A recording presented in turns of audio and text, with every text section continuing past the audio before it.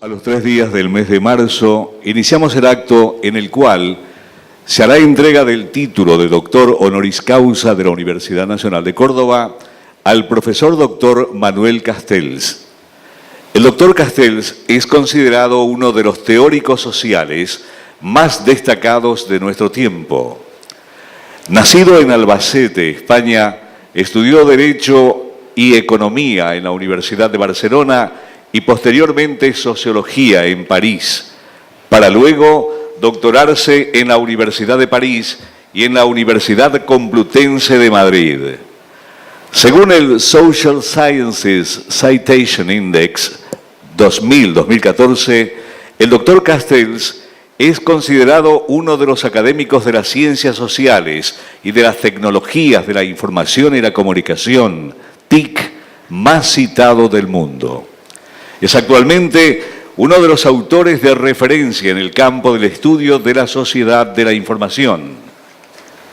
Preside este acto el doctor Francisco Tamarit, rector de esta universidad. Lo acompañan la doctora Silvia Barey, vicerrectora de esta casa, el doctor Francisco Delich, ex-rector de esta universidad y actual director del doctorado en estudios sociales de América Latina del Centro de Estudios Avanzados. La doctora Alicia Cerveto, directora del Centro de Estudios Avanzados. Asimismo, se encuentran presentes decanos, vicedecanos, secretarios rectorales y demás autoridades de la Universidad Nacional de Córdoba, miembros del cuerpo consular, autoridades y docentes del Centro de Estudios Avanzados, representantes de universidades provinciales, investigadores, alumnos e invitados especiales. A continuación, el doctor Francisco Delich nos presenta al doctor Manuel Castells.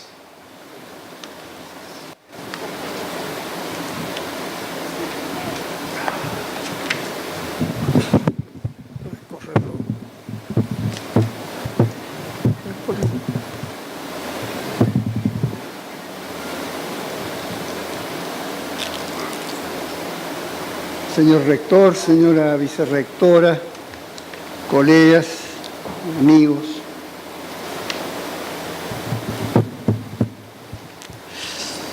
Si ustedes recuerdan o tienen a mano la tarjeta de invitación para este acto, comprobarán que la astucia del protocolo de la universidad casi me exime de esta presentación. Manuel Castells, en el índice, como se dijo recién, de Ciencias Sociales, es uno de los autores más consultados del mundo en tecnología de la información y de la comunicación.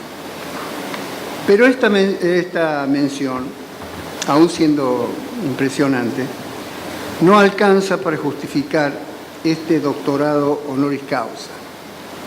La universidad es exigente y estima necesario acreditar originalidad y una conducta de vida que acredite honorabilidad y compromiso con la autonomía universitaria y con la democracia.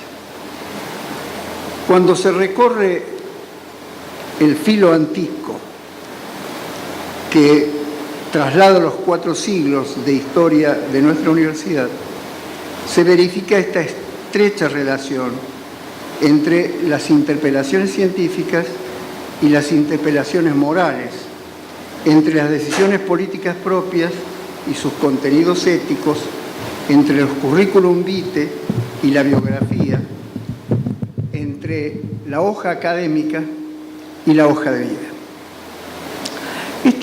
Esta universidad ha vivido la ciudad como una auténtica polis, ha vivido la sociedad y la política intensamente y ha sido vivida por ambas sin vacilaciones a lo largo de los siglos.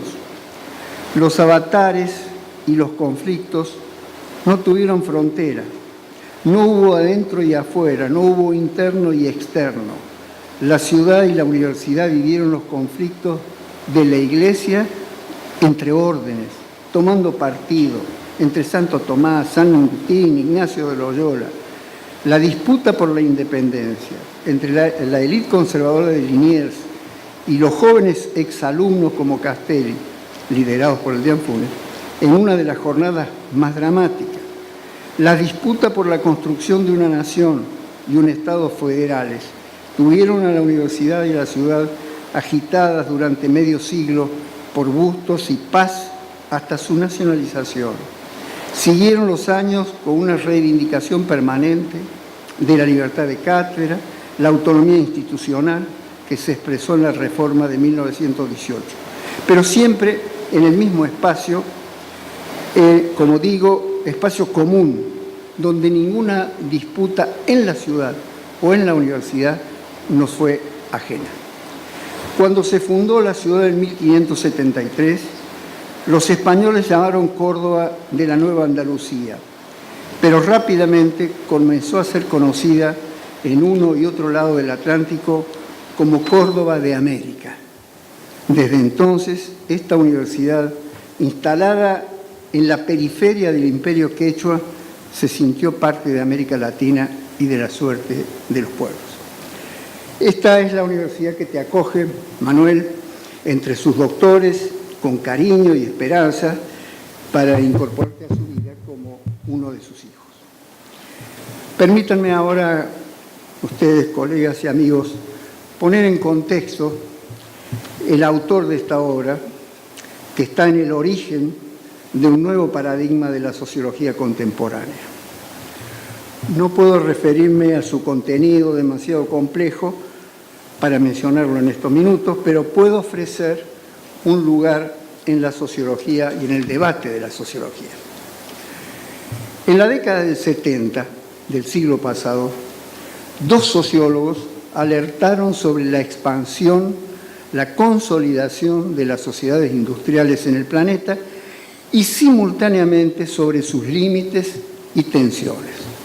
Eran Daniel Bell en los Estados Unidos y Alain Touraine en Francia, que advirtieron la inconsistencia de los paradigmas predominantes que explicaban su evolución y consideraron que otra sociedad aparecía en la bruma del desvanecimiento de la sociedad industrial. La llamaron sociedad postindustrial, a falta de un rótulo propositivo. Recién 30 años después, Touraine, en 2005, propuso un nuevo paradigma. También los paradigmas teóricos predominantes fueron erosionados. Lo llamamos todavía, la crisis de los paradigmas, que corría tan rápido como la crisis de las propias sociedades. Las epistemologías de recambio se multiplicaron, la ciencia de la naturaleza y las ciencias sociales iniciaron un camino con ciertos paralelismos, algún encuentro y muchos desencuentros, pero una nueva mirada estaba en marcha. No se trataba ni de destruir ni de dominar la naturaleza.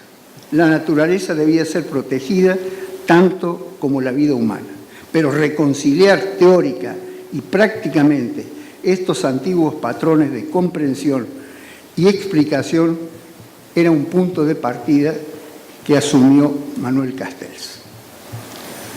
Paso por alto los síndromes y los signos de aquellas mutaciones sociales que la crónica cotidiana reflejaba, pero cuyos conflictos desbordaron la relación entre estructura y coyuntura. Unas sociedades que habían institucionalizado el cambio, pero que no podían asumir la secuencia del paso de sociedades cambiantes pero estructuralmente encuadradas. Las migraciones humanas, los movimientos sociales, eran parte de un nuevo escenario con nuevos actores. Estábamos en presencia de una sociedad global, pero que no podía ni debía ser confundida con su versión vulgar de intercambio acelerado de bienes y símbolos. La globalización tiene otra conceptualización. Podía ser analizada como sociedad en red. Y esta sociedad en red tiene parámetros de energía y movimientos radicalmente distintos, un principio de ordenamiento y una lógica diferente. Habíamos aprendido a conocer la sociedad industrial a través de la Revolución Industrial inglesa, que se convirtió durante el siglo XX en el paradigma de las revoluciones industriales, aunque no se repitió en ninguna parte. Allí aprendimos la importancia de la máquina a vapor, de las máquinas simples y complejas, de la organización del trabajo, de las cadenas de producción y del ritmo, de las condiciones de vida de la clase obrera, en fin, el mundo fábrica que condicionaba la sociedad en su conjunto, y donde podíamos encontrar las raíces de la protesta social y de la transformación de las sociedades. En América Latina, la sociedad industrial se difundió en la forma de sustitución de importaciones. En el medio siglo, entre 1930 y 1980, se expandió hasta que encontró en la globalización, justamente, una barrera infranqueable. Ni el Estado ni la nación alcanzaban para detener su eclipse definitivo. El Estado tenía una soberanía acotada y la nación era desafiada por otras identidades, eventualmente globales. Actores invisibles, como los pueblos originarios, antiguos marginales, mutaban en actores subalternos, pero con un lugar en el escenario. Las protestas y conflictos sociales no podían encuadrarse en paradigmas usuales. Había que retroceder para comprender la novedad. En la sección sexta del tomo 1 del Capital, Marx había formulado una idea, pasó como desapercibida porque parecía divertida. Marx sostuvo en ese texto que la auténtica revolución no la había producido la máquina a vapor, sino, decía, la invención del reloj. El reloj fue el gran organizador del ícono de la sociedad industrial, la fábrica. Marcó el punto de quiebre con la sociedad agraria, que no necesitaba reloj, vivía y producía en los tiempos de la naturaleza. Más aún, el reloj disciplinaba la nueva mano de obra sin importar su origen, disciplinaba la propia sociedad que construía a su alrededor. ¿Qué fue del reloj? De aquel invento de la sociedad industrial. Algunos siglos después, el sistema financiero fluye las 24 horas del día, los 365 días del año, en todo lugar del planeta. Es un flujo constante de información desterritorializada, propiamente sistémica y despersonalizada. No solo fluye información, fluye poder. Y con razón señala Castells que por eso, entre otras razones, debemos redefinir nada más ni nada menos que nuestros conceptos de tiempo y espacio. Es aquí, con esta idea, donde empieza la revolución del nuevo paradigma. Porque vivimos un mundo donde la economía informacional se expande, los sectores de servicios son crecientes, los servicios financieros, los seguros, la salud, la educación, los servicios personales, son ahora condición del sector productivo. No más la relación con un sector primario o con un sector secundario, es el sector productivo. La rentabilidad y la productividad en esta economía dependen del flujo de innovación científica, tecnológica que la sociedad pueda generar. Su contracara es un mundo donde las identidades locales luchan por sobrevivir, donde encuentran vacilaciones del Estado, un mundo que con el nuevo milenio no termina de acumular nuevas plagas, un cuarto mundo donde el crimen organizado, las redes de narcotráfico colonizan espacios sociales en todo el planeta. Un mundo desigual, más desigual ahora que 100 años atrás. Nadie puede detener la globalización. Las redes carecen de contenidos intrínsecos. Es tanto como decir que los nuevos modelos de desarrollo tienen un punto de partida inevitable, tal vez una oportunidad. De la economía en red, de las identidades, De las miserias del milenio se ocupa Castells, y también del poder y del contrapoder que genera. Esta obra artesanal, y por eso mismo única, lleva 40 años de trabajo y más. En esa vida, Castells no fue un espectador ausente ni pasivo. Recorrió el planeta, se involucró en las luchas antifranquistas, en las luchas juveniles por la inteligencia y la equidad, en las luchas de las minorías.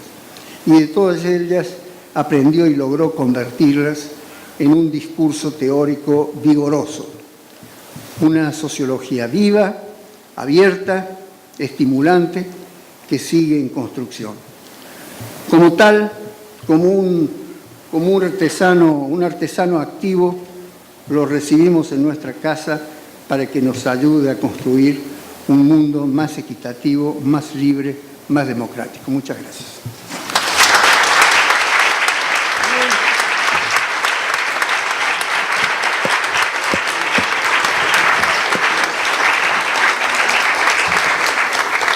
Muchas gracias, doctor Delitzsch.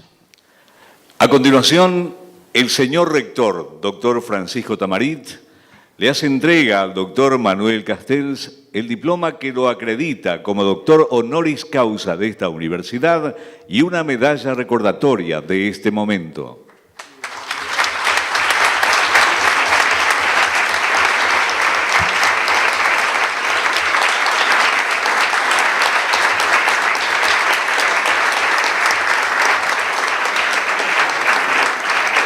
Asimismo, le entrega una copia del Manifiesto de la Reforma Universitaria del año 1918 y una copia de la Escritura de Promesa y Donación otorgada por el obispo Fray Fernando de Trejo y Sanabria del 19 de junio de 1613.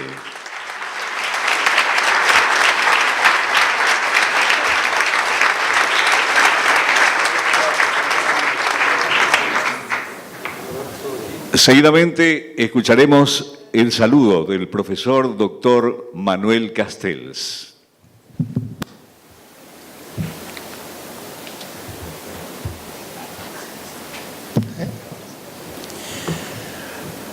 Buenas tardes a todos ustedes. Rector Tamarit, queridas vicerrectoras, mi entrañable colega Francisco Delitzsch, profesores y estudiantes de esta casa, comunidad universitaria de la Universidad Nacional de Córdoba, de la que a partir de ahora me siento parte. Quiero expresar mi profundo agradecimiento con sincera emoción por esta distinción de la que trataré de ser digno. Tiene un valor especial para mí por lo que representa la Universidad de Córdoba. En primer lugar, por la calidad científica y académica de esta institución. Y también por el papel esencial que esta universidad ha jugado en la historia de la institución universitaria, no solo en Argentina, sino en América Latina y en el mundo. Este manifiesto, el Manifiesto de Córdoba, es el que de forma más fundamentada, más articulada y con mayor impacto ha expresado la necesidad y el derecho a la autonomía universitaria, que es la base de todo lo demás. Y así, en cierto modo, conecta directamente con lo que ha sido mi vida, que ha sido una vida dedicada a ser universitario y solo universitario. Yo nunca he hecho otra cosa que estar en la universidad. Entré en la Universidad de Barcelona a los 16 años y nunca he salido de la institución universitaria. No he tenido otro trabajo, no he tenido otro sueldo, no he tenido otra pasión que esta pasión por la universidad. ¿Pero qué universidad? Para mí una universidad que efectivamente representa a la Universidad de Córdoba. Por un lado, el rigor científico, tanto en la enseñanza como en la investigación. Para mí esto es fundamental. Se pueden tener las ideas que se tengan, pero hay que probarlas. tenemos que distinguirnos de las opiniones, tenemos que acentuar lo que es el carácter propiamente científico, riguroso y académico de nuestra actividad. Y al mismo tiempo, la universidad no puede estar aislada de la sociedad, sobre todo en un mundo injusto, que siempre ha sido y que sigue siendo un mundo a veces atroz. ¿Cómo podemos refugiarnos en una torre de marfil, viendo el drama humano diario, sintiéndolo en nosotros mismos, en todo lo que nos rodea? No podemos ser indiferentes. Por eso son las dos cosas a la vez y no son contradictorias. Yo diría al revés. Cuanto más sentimos la necesidad de ser útiles a la sociedad, más necesario ser rigurosos, precisamente por la responsabilidad de hacer bien un trabajo para que sea útil a los demás. Y la única forma de mantener esa tensión, que ha sido lo que ha caracterizado mi vida, entre el servicio a la ciencia en sus distintas manifestaciones y el servicio a la sociedad, la única forma de mantener esa tensión de forma creativa es precisamente la autonomía universitaria. Disponer de un espacio en el que en toda libertad podamos dedicarnos a generar conocimiento, a transmitirlo y a interactuar con estudiantes que no son solo sujetos pasivos, sino al contrario, son sujetos activos que nos hacen aprender cada día y que les devolvemos en base a nuestra experiencia. En ese sentido, la autonomía universitaria es la condición a la vez de la excelencia científica y de la utilidad social, porque solo siendo útiles socialmente podremos justificar y mantener la legitimidad con respecto a la sociedad que en el fondo nos da un extraordinario privilegio, el privilegio de ser libres para pensar y enseñar. Nadie tiene ese privilegio, solo nosotros universitarios en todo el mundo. ¿Y eso es un derecho adquirido o es una obligación social? Tenemos que corresponder a esa confianza de la sociedad, que en el fondo es la que nos permite vivir, y nos permite vivir libremente, con un compromiso para que nuestro trabajo, desde la autonomía, desde la libertad, sea al mismo tiempo un trabajo útil para la sociedad que nos permite nuestra libertad y nuestra autonomía. Gracias de todo corazón. Estoy en esta comunidad para siempre.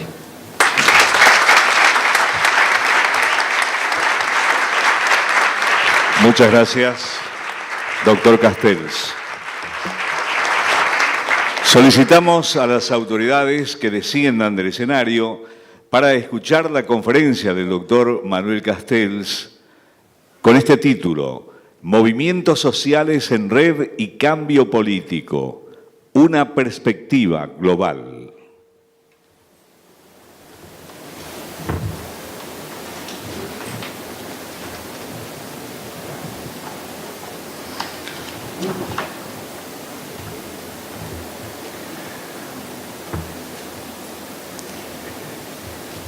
Les voy a resumir, en la medida de lo posible, el trabajo de investigación que me ha ocupado fundamentalmente en los últimos 5 a 8 años, dependiendo si cuento las bases teóricas y analíticas o el trabajo de campo. Es un trabajo sobre la aparición de nuevos movimientos sociales, característicos de nuestra sociedad, hablando de nuestra sociedad en términos genéricos, del modelo de sociedad en el que ya hemos entrado, que yo caracterizo como sociedad en red,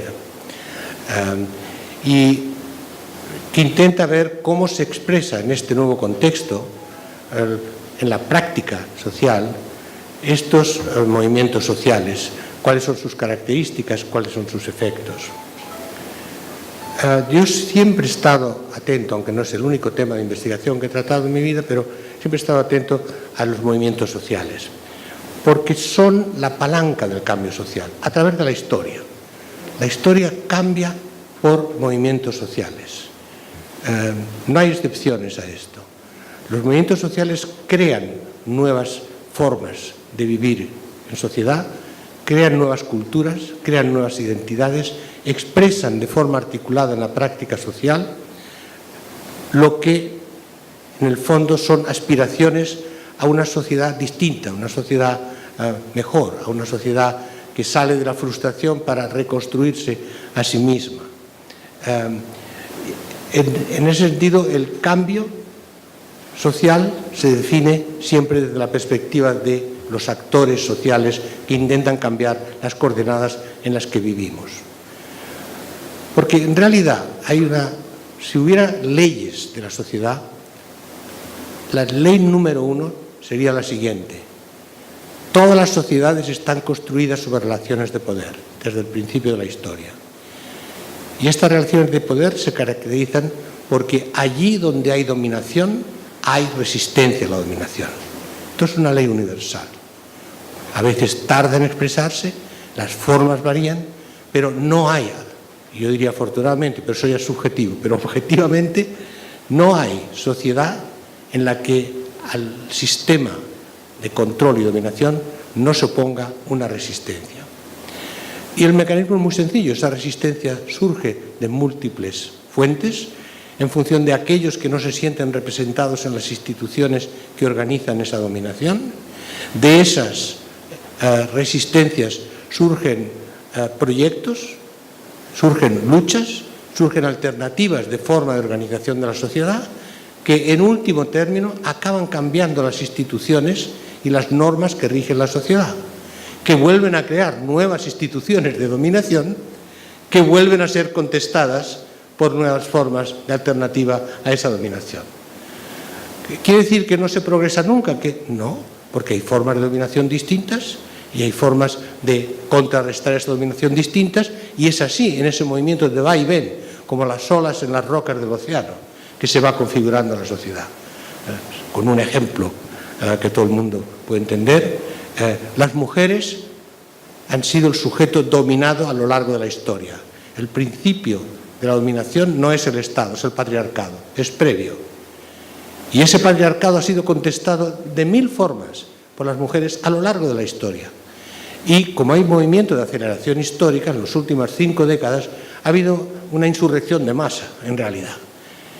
Y lo que ha cambiado en esas luchas no es que se haya destruido el patriarcado, no es que realmente hayamos llegado al final de la historia en ese sentido, pero lo que ha cambiado es la conciencia de la mujer sobre sí misma, la forma en que las mujeres se piensan a ellas. Y por tanto, la constitución de las mujeres individual y colectivamente como sujetos. Ese es un movimiento social. Los movimientos que cambian los valores culturales, los valores de la sociedad y las formas en que esos valores están institucionalizados en el Estado, en la ley, en múltiples formas de organización de la vida social.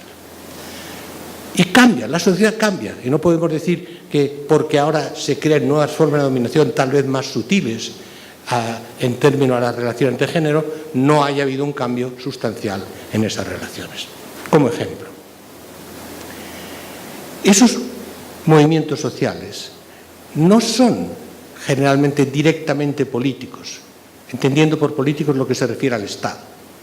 Son culturales, es decir, se refieren a valores y luego tienen enormes consecuencias políticas en último término.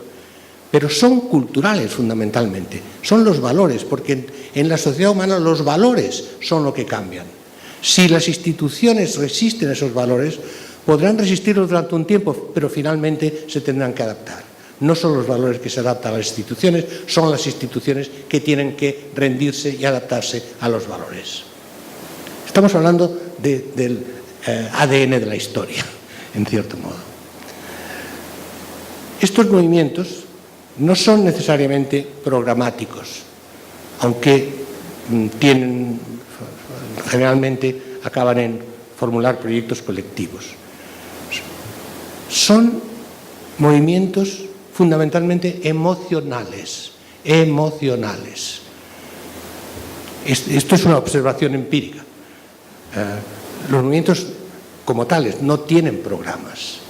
Por ejemplo, de Occupy Wall Street, el más famoso en Estados Unidos en los últimos años, Occupy Wall Street sí organizó un programa. Se reunieron 10.000 personas en Nueva York durante una semana y acabaron con un programa.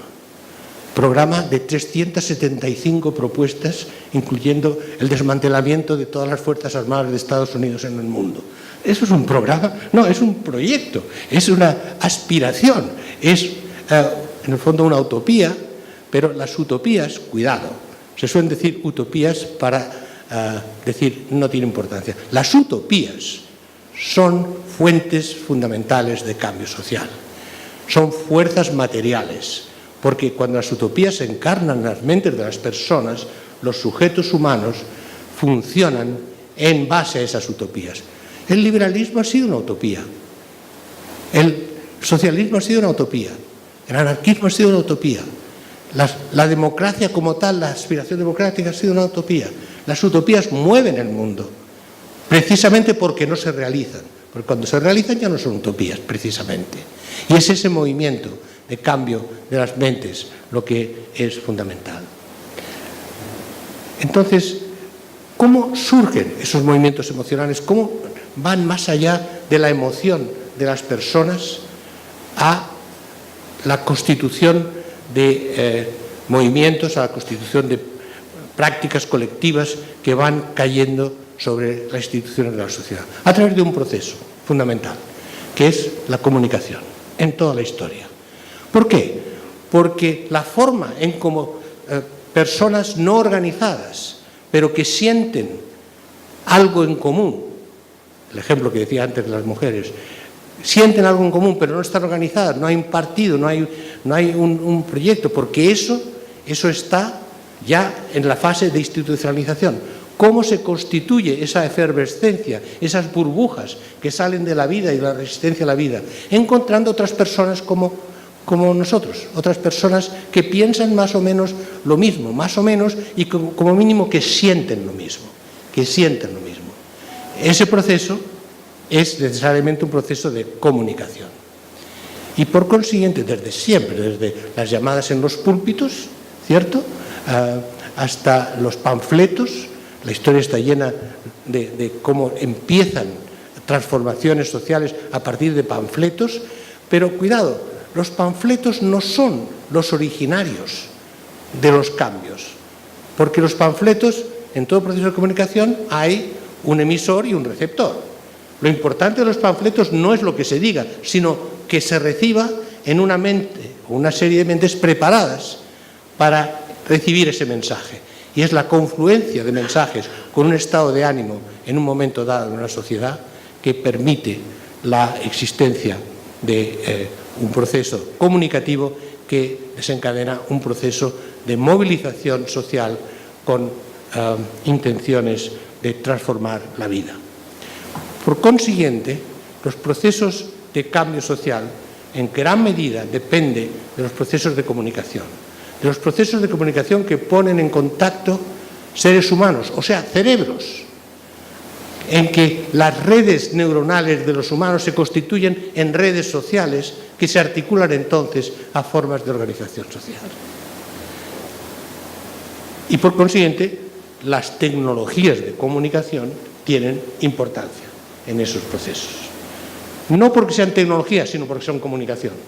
Y no es lo mismo comunicar por un panfleto o por una llamada en el púlpito que comunicar al instante a nivel mundial a través de redes sociales en las que hoy día están conectados 3.500 millones de personas y con más del 50% de la población adulta del mundo con un teléfono llamado inteligente en el bolsillo.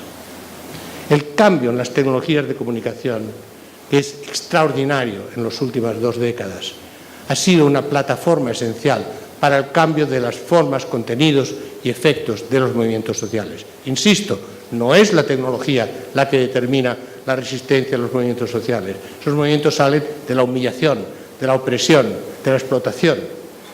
Pero las formas como construyen proyectos alternativos dependen en gran manera de cómo las personas se comunican, cómo se hacen juntas y se separan a la vez. Pues bien,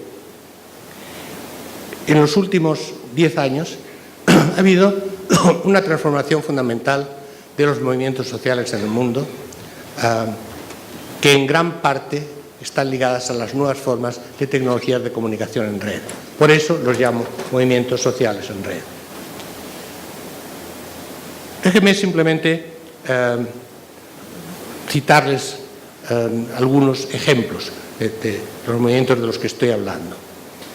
Han participado millones de personas y en gran parte del mundo, no en todos los países. Esto es una de las cuestiones interesantes que los cientistas sociales deberían estudiar, aunque no han estudiado. ¿Por qué en muchos países no? O algunos países no. Pero yo me ocupo de lo que ocurre en los países que hay. Que algunos más se ocupen de por qué no en otros sitios. Porque ya sé que en algún momento en los seminarios que voy a hacer aquí me preguntarán, ¿y en Argentina? Bueno, ya hablaremos en petit comité. Pero recuerden, simplemente desde 2009, movimientos sociales con un enorme impacto posterior en Irán. Julio del 2009. Y no pasaba nada en Irán, ¿verdad? Pues sí pasaba, porque en todas las sociedades pasa. Y miren por dónde, al cabo de tan solo 6 años, ha habido una transformación política importante en Irán que ha cambiado la geopolítica del mundo. Eso empezó por jovencitos con sus móviles en julio del 2009, fueron apaleados, matados, encarcelados, etc. Todo el mundo, sí, bueno, ¿qué pueden hacer unos jóvenes con teléfonos móviles contra la teocracia iraní? Pues hicieron. Miren por dónde ha cambiado la situación política de Irán y por consiguiente del Medio Oriente y por consiguiente del mundo.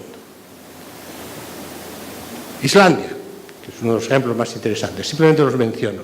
Túnez, la primavera árabe, que hablaré en un segundo de cómo se convierte en invierno árabe. Las indignadas en España. Yo siempre utilizo el nombre que el movimiento se dio a sí mismo, que era en femenino. Grecia, Portugal, Occupy Wall Street, ese país de Estados Unidos que parece que no, que todo es capitalismo, etc. Bueno, no. Occupy Wall Street fue un movimiento en que durante 6 meses se ocuparon los espacios públicos en más de 1000 ciudades de Estados Unidos. No fue cualquier cosa. Israel, la mayor movilización en la historia de Israel. Y luego hubo Occupy mucho más limitados en muchísimos países. Nadie conoce Occupy Nigeria, pero hubo un Occupy Nigeria importante. Los estudiantes en Chile, el movimiento estudiantil en Chile, que ha sido y es muy importante. El movimiento turco, del Gezi Park, y de ahí a un conjunto de evolución de ciudades turcas en 2013. El Yo Soy 132 de México, que luego se multiplicó en la defensa, la protesta contra los asesinatos de Iguala. Brasil en 2013, 2014, 2015, con contenidos diferentes. Pero yo estoy hablando ahora de formas de movimientos. Ucrania, que cambió totalmente y luego acabó en guerra civil. Entendámonos, los movimientos existen. Luego, cómo acaban los movimientos dependen de otros factores. Hong Kong, la revolución de los paraguas en 2014. Y podría seguir. O sea, la casuística es no ilimitada, pero va en decenas y a veces centenas. Es importante distinguir entre estos movimientos sociales con protestas sociales, que no son lo mismo, porque protestas sociales son la gente saliendo a la calle o a las redes y protestando. Los movimientos sociales se articulan en torno a una crítica de los valores de la sociedad, a una propuesta confusa, apenas organizada, de esos valores. Por ejemplo, en Europa hay movimientos políticos muy fuertes en este momento, en países como Escandinavia o Francia, que son antisistema, son totalmente antisistema, pero no son en torno a nuevos valores, son movimientos generalmente xenofóbicos. O en China, la gente siempre dice, bueno, pero en China, país más grande del mundo, no hay protestas. En China, el año pasado, según las estadísticas chinas, ha habido 120.000 protestas violentas en el país. Lo que pasa es que eso no llega más que a mis estudiantes chinos, por eso estoy muy informado, porque tengo muchos estudiantes chinos. Entonces, lo importante es que estos movimientos se producen en contextos muy diferentes. No es pobreza o dictadura lo que determina. En general, ocurren en muchos casos en democracias, pero en democracias que se cuestionan como democracias. Y no es pobreza necesariamente. En la crisis económica europea, sí. Pero, por ejemplo, en Brasil, en el momento en que estallan los movimientos, no hay pobreza. Hay un alto nivel de crecimiento económico y una cierta redistribución de la riqueza a partir de los gobiernos de Lula y de Dilma Rousseff. O en Turquía. Turquía es el milagro económico del este de Europa. Y los movimientos surgieron allí como protesta contra otras cosas, contra el autoritarismo del Partido Islámico en el poder, otras cuestiones, y contra los valores que se intentan imponer a la sociedad. Por tanto, no son los contextos los que dan el contenido a los movimientos, pero hay una comunidad de forma de estos movimientos en todas partes. Y eso es lo que un científico social debe estudiar. ¿Cuáles son los factores comunes que ocurren en distintos contextos? Porque si eso es así, si en muy distintos contextos se reproducen las mismas formas de organización, movilización y cambio social, estamos ante un fenómeno universal y de nuevo tipo ligado a las características de la sociedad red. Hay rasgos comunes a muchos movimientos y voy a detallar unos cuantos, pero hay dos temas que son comunes y que son claves. Uno es la crítica de la democracia existente, es el grito de no nos representa, que se encarna además en una crítica a la corrupción sistémica de todos los sistemas políticos. La corrupción quiere decir eso, quiere decir que yo doy mi voto y mi dinero a personas que lo utilizan para ellos, y además en una clase política cerrada de izquierda, derecha o centro, en cuyo circuito yo no puedo entrar, no nos representan, en todas las latitudes. Aquí tenemos algo a explorar. Segundo, el tema común que surge como aspiración, como proyecto, surge en todos los movimientos con una palabra que es la misma, literalmente, traducida en las distintas lenguas. Si hay una palabra que sin coordinación, sin internacional del cambio social, sino espontáneamente surge en todos los movimientos, aquí hay un síntoma. ¿Cuál es esa palabra? Dignidad. En todos los casos son movimientos explícitamente por la dignidad. Yo soy un ser humano, me están humillando, no solo me están explotando, oprimiendo, me están humillando, están negando mi humanidad. Y yo soy un sujeto de dignidad, yo soy digno y ustedes me hacen indigno, no me consideran, no existo.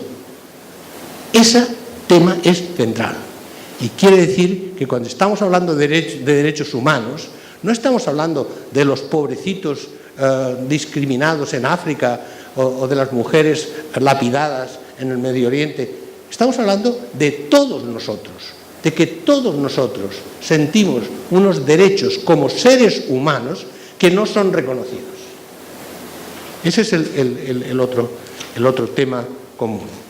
En términos formales, esto es investigación empírica, en todos los movimientos hay unos rasgos que simplemente enumeraré. Son movimientos en red, en múltiples formas. En la red, es decir, en Internet, pero también en la sociedad. En redes sociales que se manifiestan a la vez en Internet y en las formas de articulación en la sociedad. Por ejemplo, en las revueltas árabes fue fundamental los clubs de aficionados al fútbol, que eran redes sociales que se extendían por toda la ciudad. En ese sentido, la red, a veces se interpreta solo como la red en Internet, pero la red es fundamental como forma organizativa. Al ser en red, quiere decir que la organización es poco jerárquica, poco vertical, y que hay una forma constante de coordinación que permite ajustarse y sobre todo permite que se pueda ser miembro de ese movimiento actor más que miembro, justamente no es un miembro de organización, es un actor simplemente conectándose a la red y conectándose con otros constantemente y moviéndose, lo cual además hace muy difícil reprimirlos. Es decir, se reconfiguran, se hacen otra red y existen siempre, aunque los movimientos se replieguen en torno de su aparición física en las calles, son siempre movimientos que siguen existiendo en la red, que siguen debatiendo en la red, por cientos de miles en cada país. Ahora bien, cuando se constituyen como movimiento visible es cuando se organizan, se expresan en el espacio. La ocupación de plazas públicas, de calles, de avenidas, manifestaciones. ¿Por qué? Porque en ese momento aparecen visibles al conjunto de la sociedad. Y además, no solamente a las redes en las que están.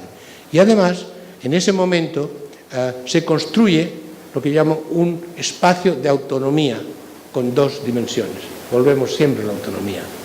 La autonomía en la red, porque en la red no hay control. Hay vigilancia, pero no control. Pueden saber quién está haciendo qué, pero no lo pueden controlar. El mensaje va, las conexiones funcionan.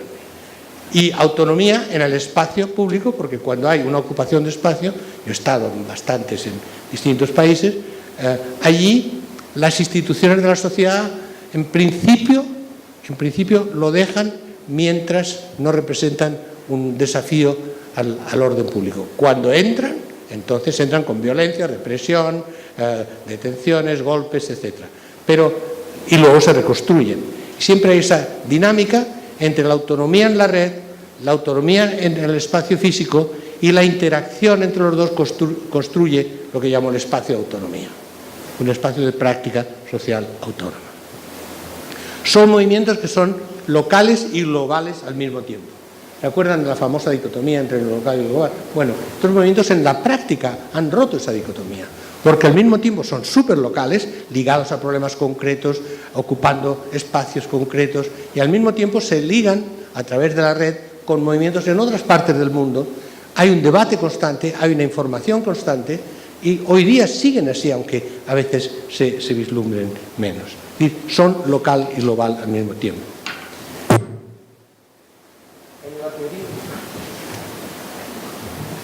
En términos de su génesis, esto es muy importante, los movimientos, prácticamente todos, son espontáneos. No quiere decir que no haya personas que tomen una iniciativa, pero la inmensa mayoría de movimientos no hay detrás una organización política o sindical o una semiconspiración. No, son espontáneos. Hay muchas organizaciones que intentan generar movimientos organizadamente, pero estos no se generan, estos no funcionan, porque se detecta inmediatamente y no tienen seguidores más que aquellos seguidores de su ideología. Son movimientos espontáneos que surgen emocionalmente, por una chispa de indignación. Es la palabra. Es un momento en que algo se hace insoportable. Y además, se hace insoportable, son espontáneos, surgen y entonces hay una difusión rapidísima por ejemplo de lo que se puede hacer, como ocurrió en las revoluciones árabes, como ocurrió entre el movimiento de indignadas en España y Wall Street. De hecho, Wall Street empezó por conexión con las indignadas españolas en Nueva York.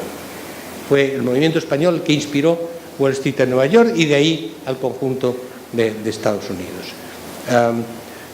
En 2013 participé en el primer encuentro que llamaron Enredados en Montevideo, de los movimientos sociales en red en América Latina, en que también todos contaban que ellos estaban en ese movimiento por una protesta, pero que habían hecho una articulación con otros y así se habían desarrollado. Son movimientos virales, esta es la palabra clave.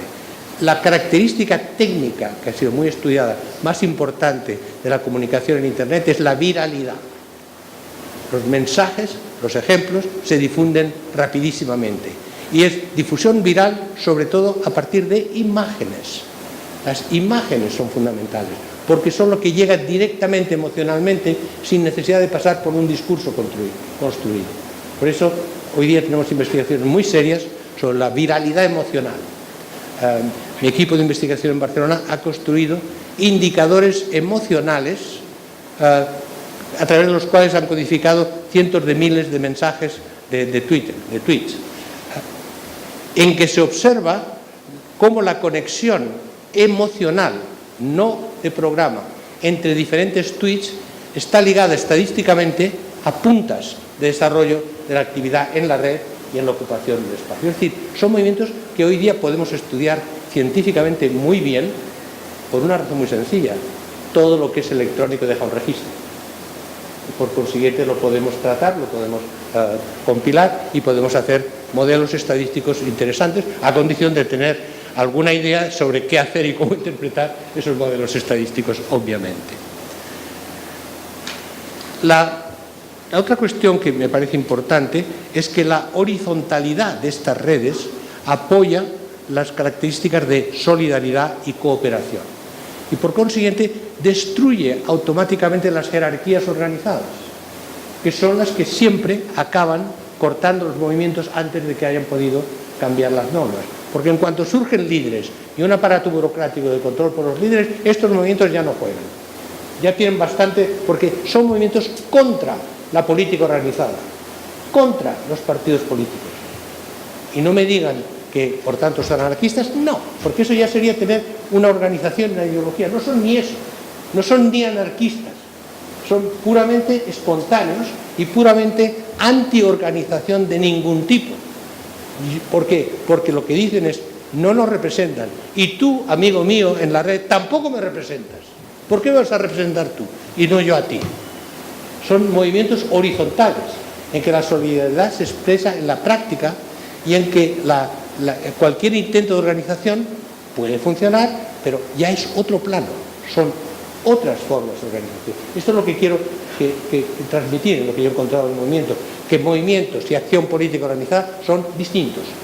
Pero estos movimientos son la energía que en ciertas formas se traslada a una acción política organizada. Pero sin esa energía primera del movimiento espontáneo, inarticulado, basado en solidaridad, no hay despegue de ningún tipo de artefacto político. Eso es clave entender. Por eso, en la conferencia de hoy quisiera enfatizar no solo el aspecto propiamente del movimiento social, sino teniendo... desapareció la teoría, pero desapareció la medición temporal de la teoría, que es grave. Gracias. Entonces, la pregunta que... Bueno, obviamente los políticos de todas las tendencias los odian estos movimientos, porque por definición son un anticuerpo, por definición. Los medios de comunicación los odian. ¿Por qué? Porque desintermedian la comunicación y la información, porque se informan a sí mismos, se relacionan directamente con la sociedad, ya no tienen que pasar por estar en un programa de televisión o por publicar un artículo de opinión. Son autónomos, la palabra, por eso la Universidad de Córdoba empezó una pequeña revolución mental que en algún momento se empezará a reconocer en la historia. Autonomía es la palabra clave de la cultura del siglo XXI. Entonces, esa autonomía se expresa en que ni Dios ni amo, en que las cosas van como van y los movimientos y las personas en los movimientos se autoorganizan. Por tanto, entonces, tanto los críticos de los movimientos como los medios de comunicación, como los políticos, siempre el tema acaba siempre con la misma pregunta, que yo la resumo. ¿Y al final qué? ¿Y entonces qué pasa? Mucho movimiento, mucho heroísmo, mucha emoción, mucha cosa. ¿Y luego qué? ¿Qué ocurre? Todo esto, bueno, estos jovencitos que no tienen otra cosa que hacer, se distraen inventándose revoluciones, bueno, luego ya volverán a casa, volverán a estudiar, se integrarán en la sociedad y todo esto pasará. ¿Ah, sí? Bueno, escuchen lo que ha pasado. A nivel concreto, hay toda una serie de efectos directamente políticos, directos. Por ejemplo, la transformación total del mundo árabe por las revueltas árabes. Bueno, luego podemos discutir, podemos incluso decir en términos normativos qué destrozo, qué drama, pero efectos, hubo efectos, ¿cierto? Saltaron todas las dictaduras árabes que había inamovibles en las 4 últimas décadas. Luego lo que pasó después es otra cuestión. En algunos casos, como quizás solo Túnez, se organizó una forma nueva de democracia, pero lo que ocurrió en todos los demás casos es que hicieron saltar el sistema, pero en ese vacío institucional, como los movimientos como tales no tienen ni voluntad de poder ni capacidad de poder, no pueden ser un contraestado, no lo son, no son actores políticos, son actores sociales, cuyos valores ponen en cuestión los sistemas, pero no, si no hay formas de articulación, no se articulan. ¿Y qué ocurrió? Que por ser el mundo árabe de importancia estratégica, geopolítica, para las grandes potencias, entre otras cosas porque ellos controlan nuestro petróleo, entonces esos movimientos no pudieron llenar un vacío político y ahí entró todas las potencias del mundo, toda la geopolítica, a apropiarse de ese espacio vacío, desde el Estado Islámico y los mecanismos fundamentalistas sectarios financiados por alguien, hasta Estados Unidos, la Unión Soviética traducida en Rusia ahora, Francia, Inglaterra, la lucha entre Irán y Arabia Saudita. O sea, en ese vacío creado por el hundimiento del sistema institucional, por la acción de los movimientos sociales, se llenó de mala gente. O sea, se llenó de los que iban por la lucha por el poder. La revolución siria es particularmente dramática. La revolución siria, que era absolutamente democrática y absolutamente por derechos humanos, porque empezaron a asesinar niños. Así empezó. Esa revolución, durante 6 meses, hubo manifestaciones pacíficas contra Assad, con más de 10.000 muertos a sangre fría. Y cuando ya no pudieron más, entonces llegaron las manipulaciones de los servicios de inteligencia, dieron unas pocas armas que obviamente solo sirvieron de pretexto para mayor masacre, etc. Bueno, pero efectos los hubo.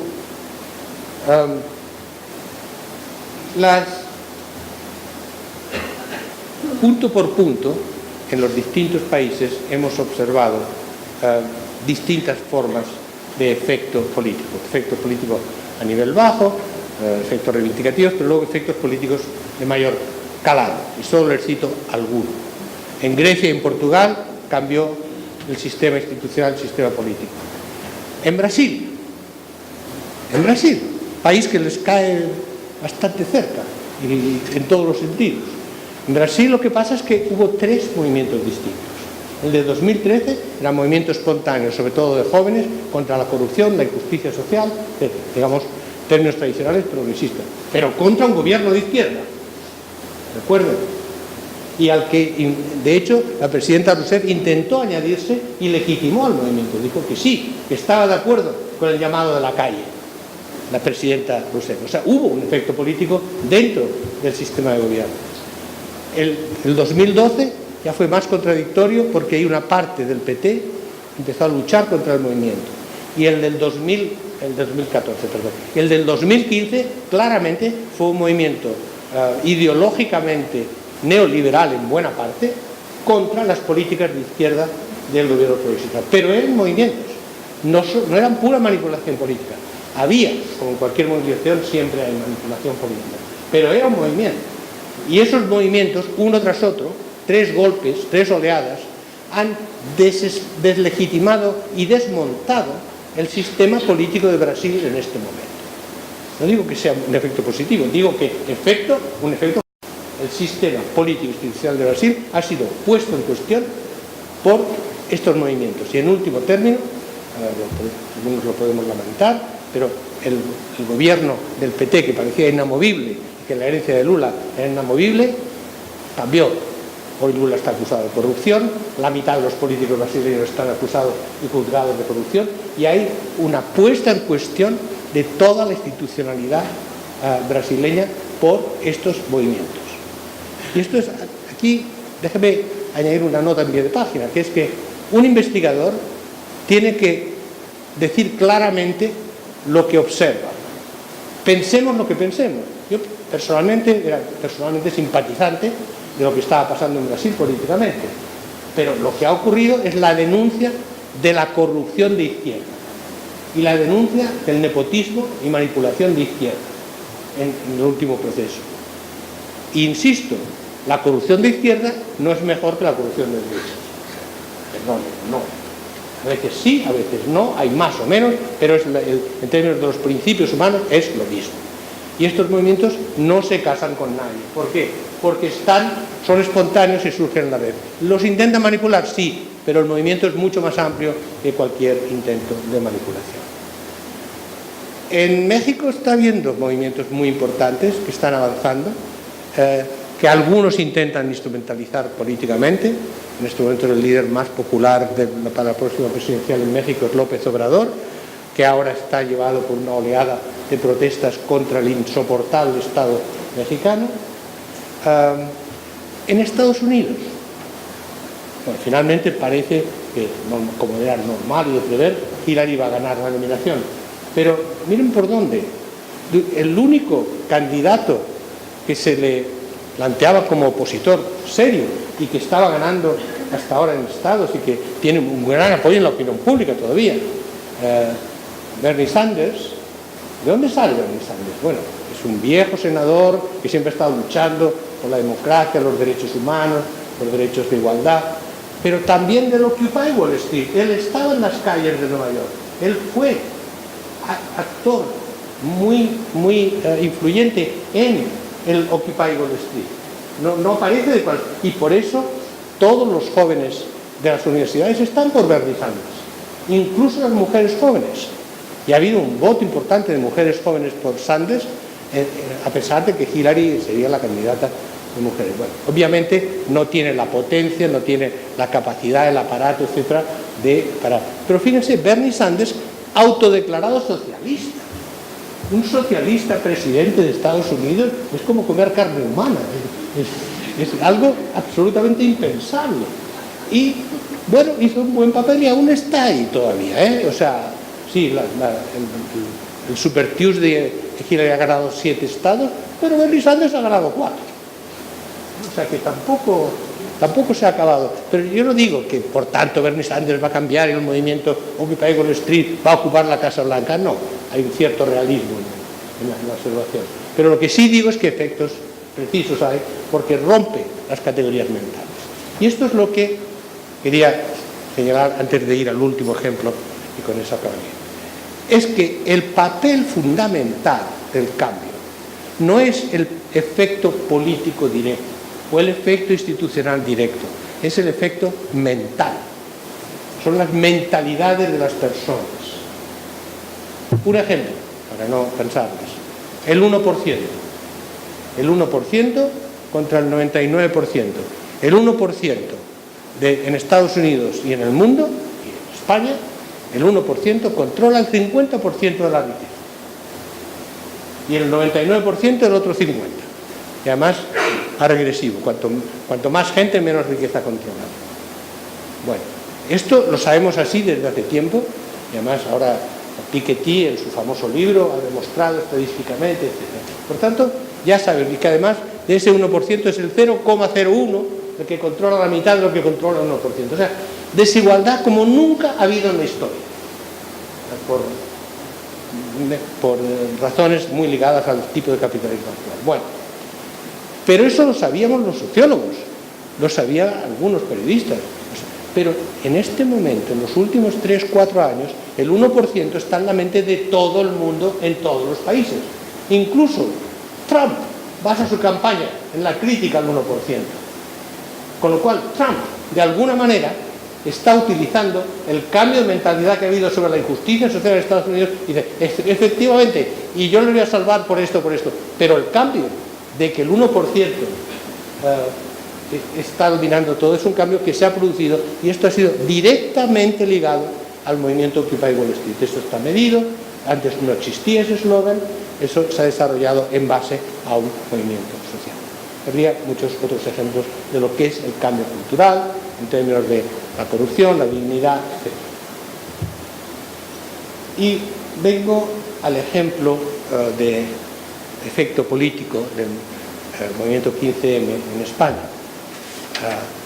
No porque sea mi país, sino porque la verdad es que tengo muchos países, lo de España está mezclado con lo de Cataluña, entonces España sin defensa de los derechos catalanes tampoco es mi país, etcétera, etcétera. Pero, bueno, en cierto modo sí, yo soy español. Pero no hablo de este ejemplo porque sea mi país, sino por dos razones.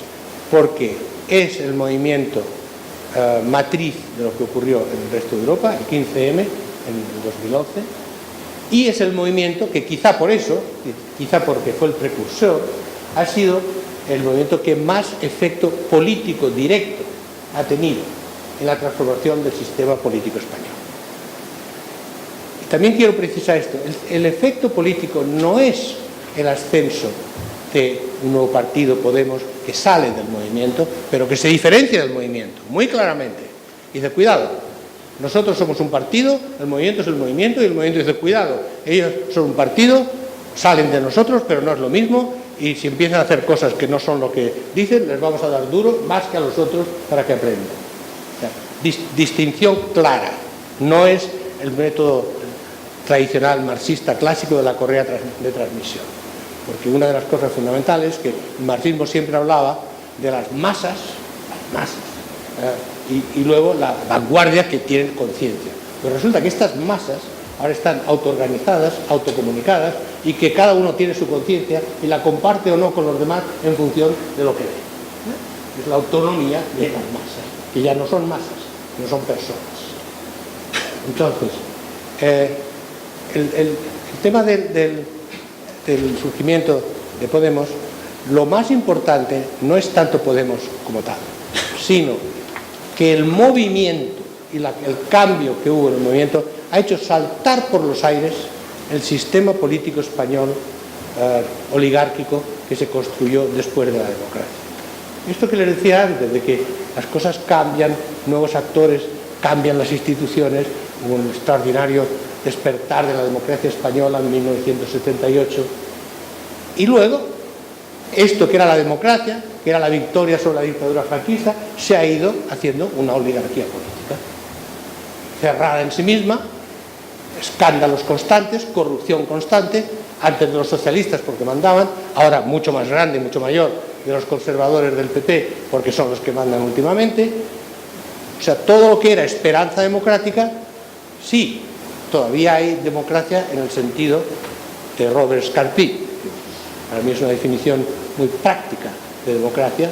Robert Scarpi hace tiempo escribió un artículo en Le Monde, que muchos utilizamos como definición minimalista de democracia, que es que democracia es que cuando llaman a la puerta a las 5 de la mañana crees que es el lechero. Eso es la democracia. Esa sí existe en España, ¿cierto? Pero más allá hay otras muchas formas articuladas de la gobernanza social. Pues bien, todo eso se ha ido reduciendo. Y hoy día la crisis de legitimidad es tal que los dos partidos que monopolizaban las 3/4 partes del electorado español, hoy apenas sí hacen algo menos de la mitad. En prácticamente 5 años. Podemos como tal, pero insisto, el surgimiento de un partido de centro-derecha nuevo, como es Ciudadanos, un partido interesante, totalmente neoliberal y todo lo que ustedes quieran, pero un partido que tiene el derecho de ser neoliberal, eso no es una perversión necesariamente. Entonces, es un partido que es limpio, no ha llegado al poder, mucha gente en Cataluña piensa que el pecado original de Ciudadanos es ser antinacionalista catalán, va a tener problemas para ellos en el futuro, y ahora ya es una quinta fuerza política en Cataluña. Pero es un partido que surge como una versión de centro-derecha de la necesidad de cambio de un sistema político oligárquico, por eso lo llaman partidos emergentes, tanto a Ciudadanos como a Podemos, los dos. Por tanto, no es la cosa, hay la revolución y Podemos expresar, es el sistema político en su conjunto que se ha puesto en cuestión. Podemos simplemente recordarles el apunte rápido para ver lo que es un efecto político directamente ligado, en este caso, al movimiento.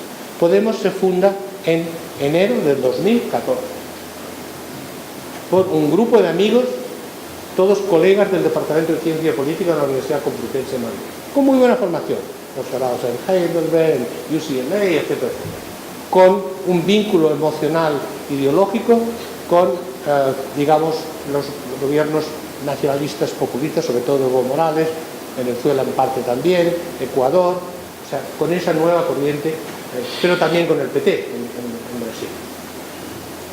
Influenciados por América Latina, pero sobre todo saliendo del movimiento. Su idea fue: tenemos que hacer un partido, por lo que estamos hablando. El movimiento como tal no puede hacer cambios institucionales, la crisis es una crisis profunda, la gente está sufriendo, hace falta algún cambio en las políticas, y ya hemos ocupado el Parlamento 2 veces, no podemos seguir ocupando las calles y recibiendo golpes sin que pase nada. La televisión nos presenta siempre como violentos, cuando no es así, pero vaya explicando. Y intentando recabar el 75% de apoyo que el 15M ha tenido durante 5 años en España, según las encuestas de opinión. 75% de los españoles estaban de acuerdo con el movimiento del 15M durante 5 años de forma consistente. Entonces, bueno, cientistas políticos entienden que puede haber algo por aquí. Proponen hacer un manifiesto a ver qué respuesta tiene, y se prometen que solo si tienen 50.000 firmas en un mes se constituyen como partido. Las tuvieron en 24 horas.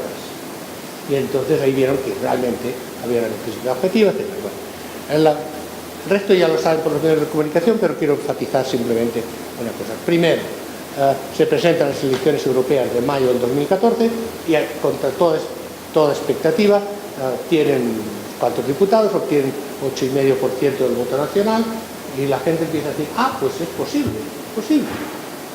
Segundo, en las elecciones municipales de mayo del 2015, en alianza con los socialistas, pero ellos liderando la alianza,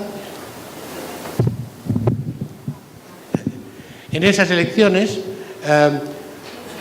conquistan el gobierno municipal de todas las grandes ciudades españolas, menos Sevilla, en donde son los socialistas con el apoyo de Podemos. Bueno, es un partido que no existía, y no es Podemos como tal, y esto es lo importante, sino son las distintas coaliciones en las distintas nacionalidades articuladas en torno a Podemos. Y en las elecciones últimas de diciembre pasado, Podemos se constituye en tercera fuerza política nacional en términos de votos, muy cerca de los socialistas, solo separados por 140.000 votos de los socialistas, y siendo la primera fuerza política en Cataluña, primera fuerza política en Euskadi, primera fuerza política en Galicia y segunda fuerza política en Valencia y en Madrid. Lo que les falta es Andalucía, porque ahí el socialismo tradicional controla fuertemente. Bueno, por tanto, un enorme efecto político que cambia radicalmente el sistema político español, en base a críticas de la democracia muy semejantes a lo que he estado expresando anteriormente. ¿Por qué? Eso es lo que me interesa, y qué consecuencias tiene.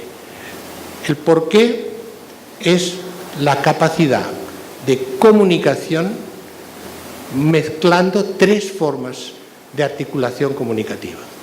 La red, fundamental.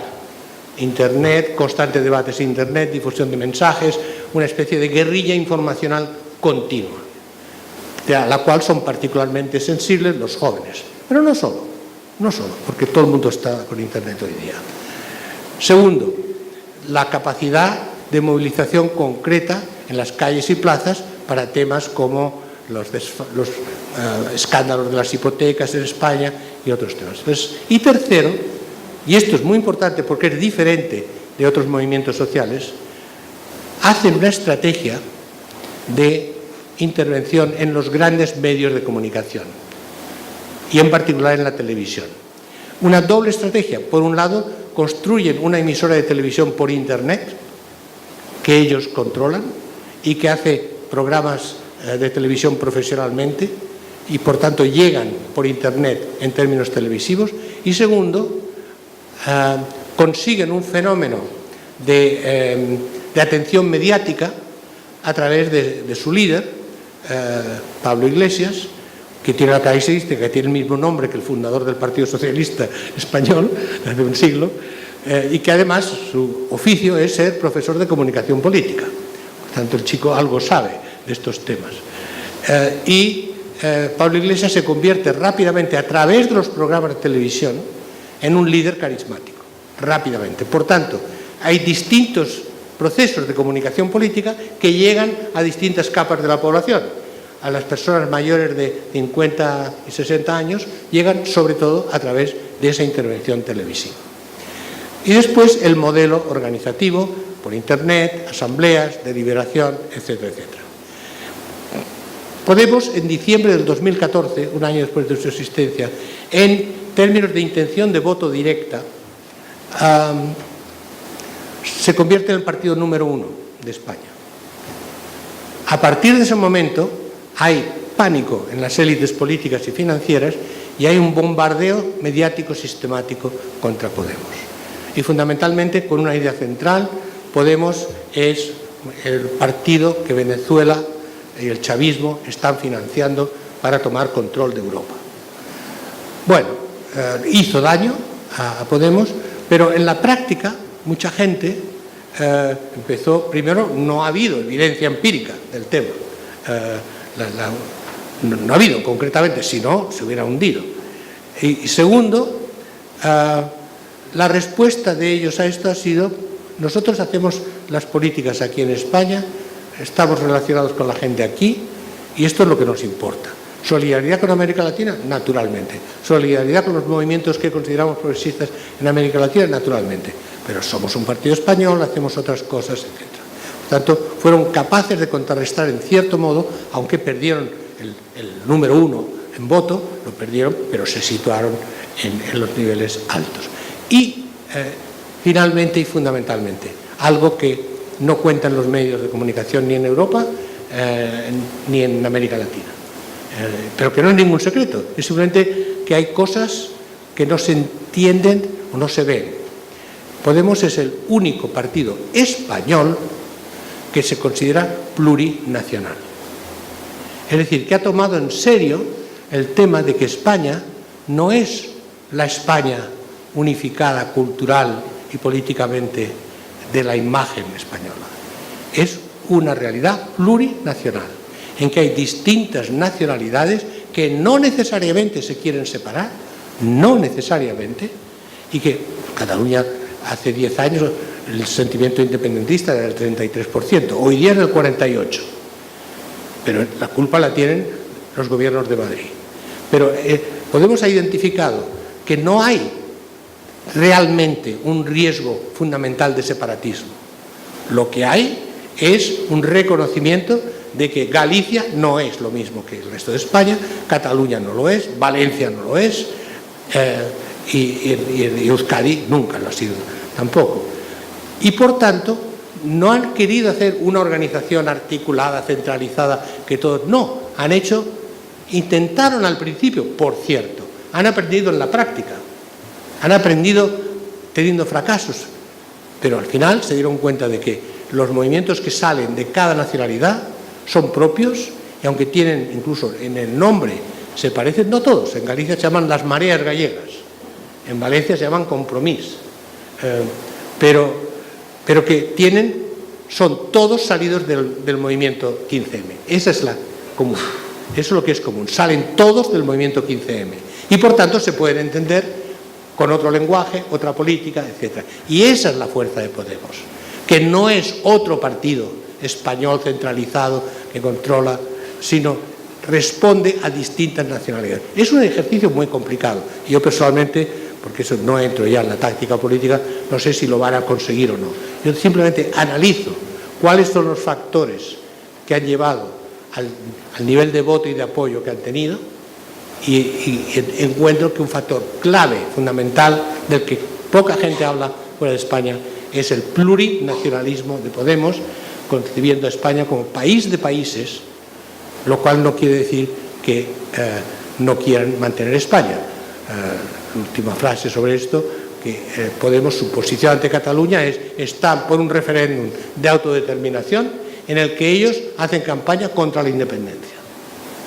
El principio es la autodeterminación, pero si les preguntan qué defienden, no la independencia, sino una autonomía mucho más amplia, un Estado de confederación más que de federación, etcétera, etcétera. Bien, termino simplemente diciendo, esto no es para señalar que de los movimientos sociales necesariamente salen actores políticos fundamentales. Lo que sí el ejemplo español muestra es que sea Podemos o sea otro elemento, un movimiento que nace con un manifiesto llamado de la democracia real y que por tanto es un movimiento por una nueva política, no de izquierda a derecha, incluso han tenido muchos problemas porque los que han salido de ahí dicen nosotros no somos ni de izquierdas ni de derechas. Por eso, aliarse con los socialistas depende de lo que sean los socialistas. Ni de izquierdas ni de derechas. Somos otra cosa. Es lo nuevo contra lo viejo. Es una autoconciencia de expresar una nueva sociedad. Eso es lo que los movimientos sociales hacen. Mostrar la crítica de las instituciones existentes y los caminos de superación que llevan a otras formas de convivir. Gracias por su atención.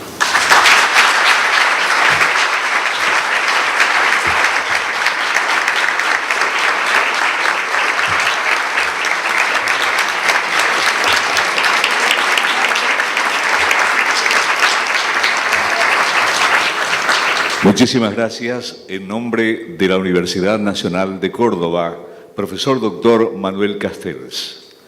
Finaliza este acto. Agradecemos la presencia de todos ustedes. Nos despide el himno universitario Gaudeamus Igitur. Buenas noches.